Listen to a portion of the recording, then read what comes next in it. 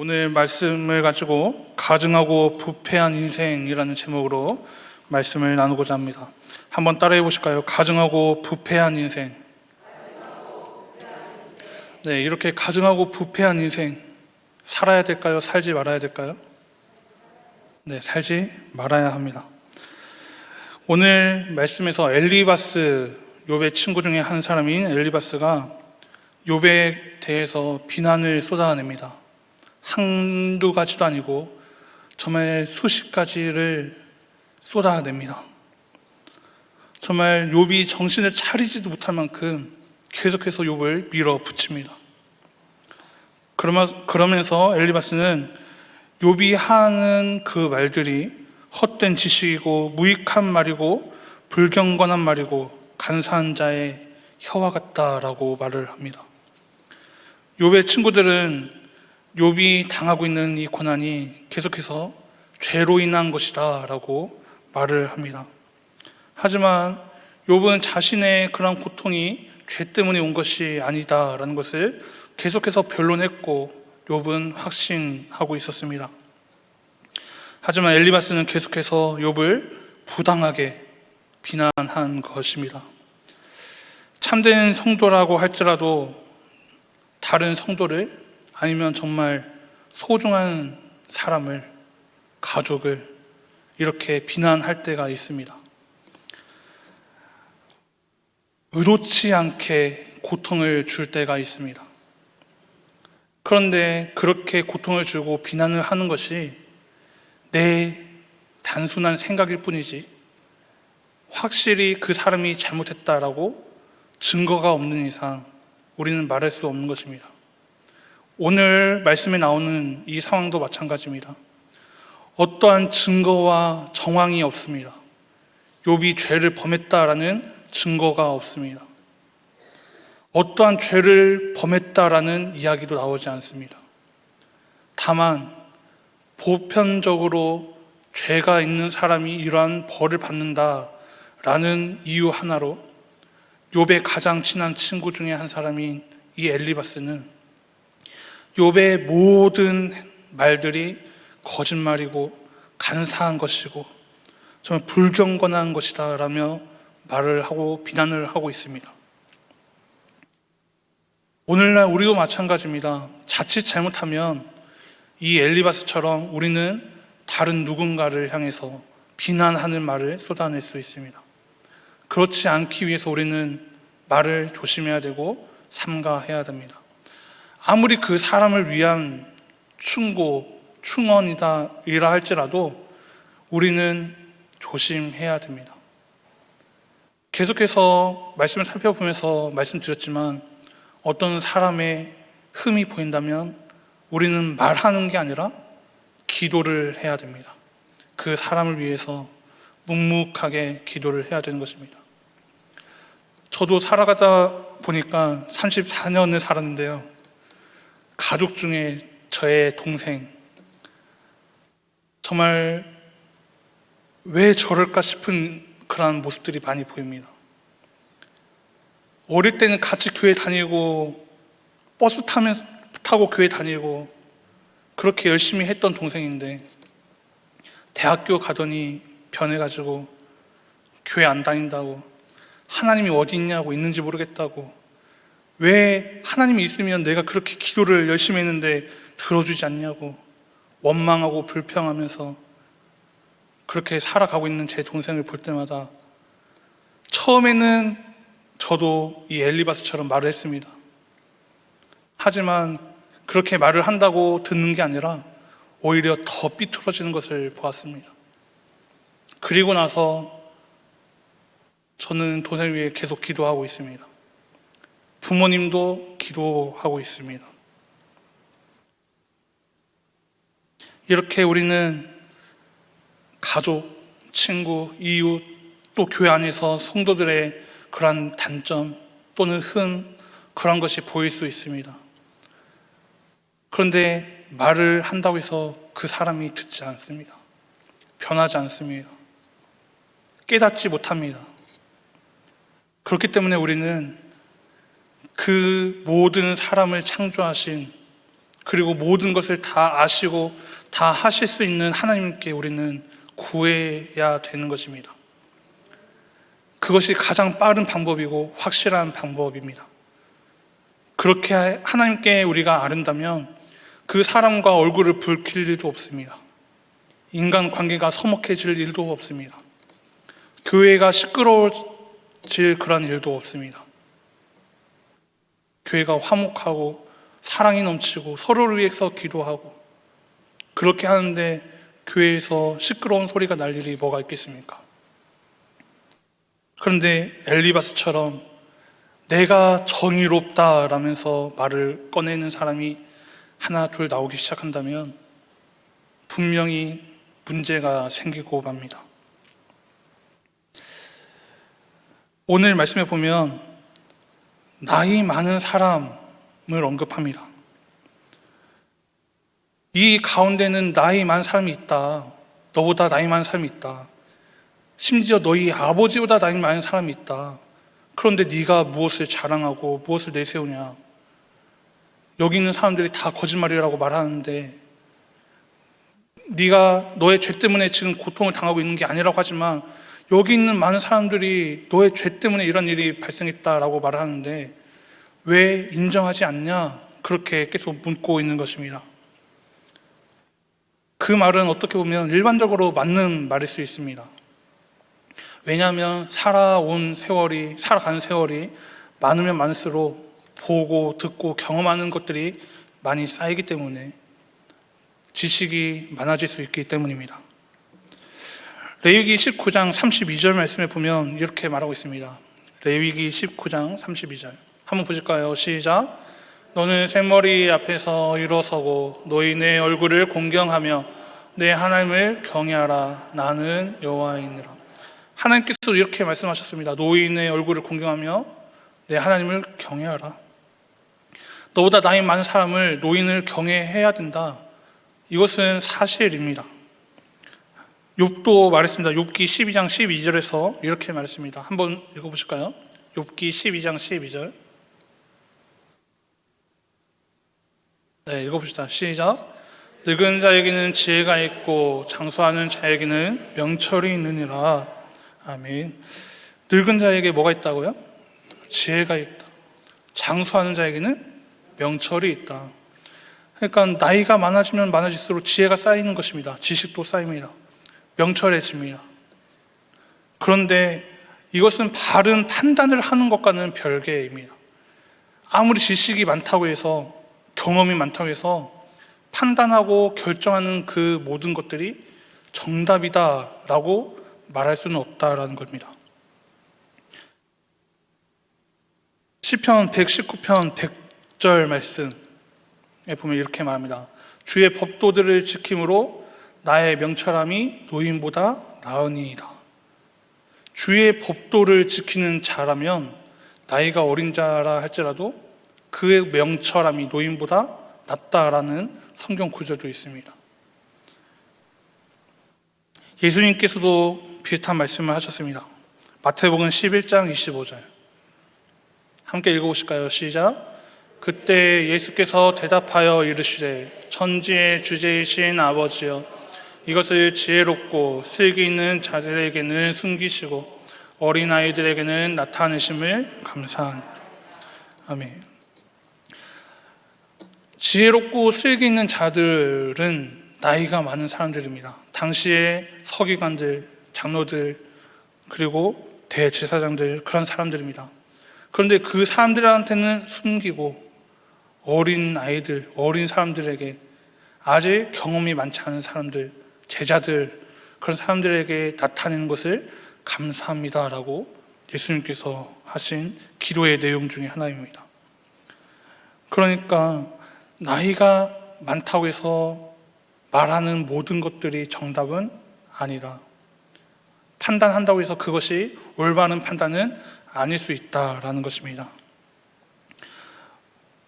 오늘 말씀 11절에 보면 하나님의 위로와 은밀하게 하시는 말씀이라는 말이 나옵니다.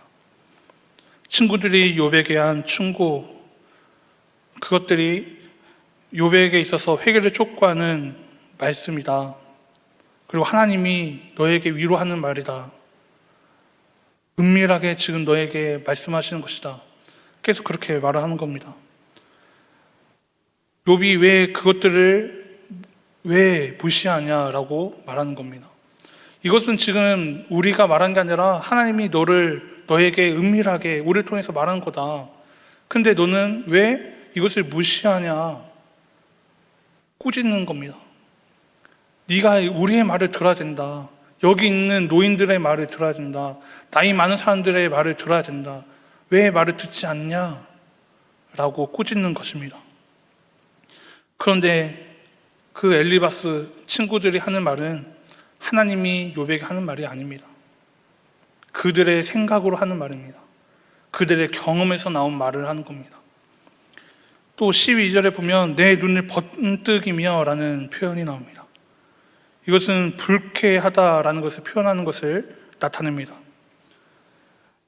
엘리바스는 욥이 그런 눈빛을 하면서 그의 영으로 하나님께 분노를 터뜨리며 내 입을 놀리냐라고 꾸짖는 겁니다. 우리가 이렇게 말하는 거에 있어서 네가 기분 나쁘다고 그렇게 우리를 쳐다보고 하나님께 분노를 표출하고 그렇게 네 입을 놀리는 거냐, 그렇게 말을 한 겁니다. 그러나 사실 욥은 하나님께 분노를 표출한 것도 아니고 그 사람들의 말을 그냥 일반적으로 그냥 무시한 것도 아닙니다. 욥은 자신의 고난의 이유를 알지 못해서 괴로워하고 있었던 것이고 답답한 마음에 하나님께 분노를 표출하는 듯한 그러한 모습이 나온 것입니다. 그리고 친구들이 자신을 믿어주지 않는 그러한 상황 가운데에서 마음이 상해서 마음이 아파서 그렇게 괴로워하고 있는 것이었습니다. 사람들은 하나님의 뜻을 다 깨달을 수가 없습니다. 지금 이 상황이 무엇 때문에 발생했는지 다 알 수가 없습니다.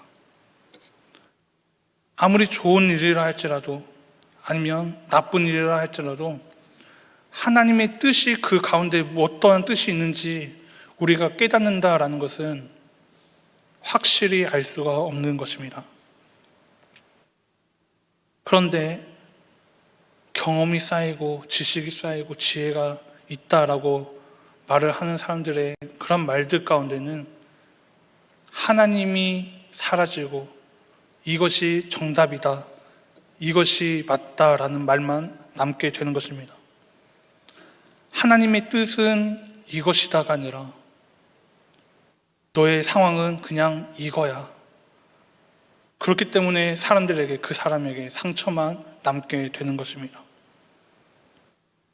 시편 56편 5절 말씀에 보면 다윗이 그를 대적하는 악한 자들에 대해서 이렇게 말합니다. 그들이 종일 내 말을 곡해하며 나를 치는 그들의 모든 생각은 사악이라. 다윗을 대적하는 그 사람들을 향해서 다윗이 말하는 겁니다. 나를 향해서 내 말을 곡해한다, 오해한다, 잘못 이해하고 잘못 전한다. 그리고 그들은 사악한 생각만 하고 있다. 나를 어떻게 대적할까, 나를 어떻게 죽일까, 이런 생각만 하고 있다라고 말한 겁니다. 예수님께서 요한복음 16장에서 제자들에게 말씀하는 장면이 나옵니다. 1절 말씀을 보면 이렇게 말합니다. 내가 이것을 너희에게 이름은 너희로 실족하지 않게 하려 함이니. 예수님이 16장에서 말하고 있는 게 너희로 실족하지 않게 하기 위함이다 라는 겁니다. 그래서 이어지는 말씀을 보면 2절에서는 사람들이 너희를 출교할 뿐 아니라 때가 이르면 물은 너희를 죽이는 자가 생각하기를 이것이 하나님을 섬기는 일이라 하리라. 너희를 출교할 뿐만 아니라 너희를 죽이는 자가 있을 거고 그 사람들이 그렇게 생각하기를 너를 죽이고 너를 출교하는 일이 하나님의 뜻이다 라고 말할 것이다 라는 겁니다.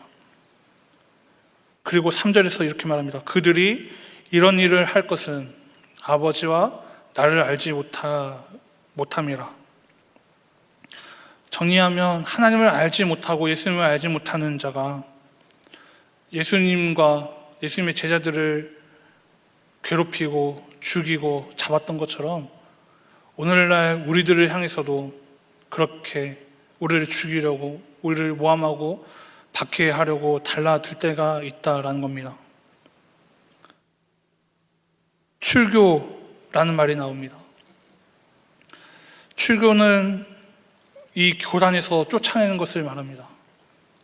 작은 것은 교회 안에서 쫓아내는 것, 노예 안에서 쫓아내는 것, 마지막에는 교단 안에서 쫓아내는 것. 그런 출교가 있습니다. 그런데 이런 일을 오늘 말씀에서 요한복음 16장에서는 누가 한다고 했습니까? 하나님과 예수님을 알지 못하는 자들. 이 당시에만 그런 자들이 있었던 게 아닙니다. 오늘날에도 있습니다.